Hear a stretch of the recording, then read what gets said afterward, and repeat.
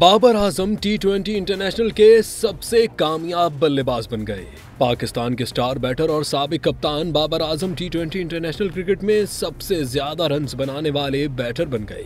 पाक जनूबी अफ्रीका टी20 सीरीज के लाहौर में खेले गए दूसरे मैच में जब बाबर आजम बैटिंग के लिए मैदान में उतरे तो उन्होंने 129 मैचेस की 122 इनिंग्स में 4223 रन्स बना रखे थे। पाकिस्तानी स्टार बैटर को रोहित शर्मा की जगह लेने के लिए सिर्फ 9 रन्स दरकार थे। ये संग मील अबूर करते ही वो 4232 रन्स के साथ टी20 इंटरनेशनल के सबसे कामयाब बैटर बन चुके हैं। रोहित शर्मा ने 4231 रन 159 मैचेस खेलकर बनाए और उनकी रन्स बनाने की औसत 32 रही, जबकि बाबर आजम ने यह एजाज अपने 130वें टी20 इंटरनेशनल और 122वीं इनिंग में हासिल किया। उनकी रन्स बनाने की औसत 39.46 है और उन्होंने नंबर 1 बैटर बनने का एजाज अपने नाम किया।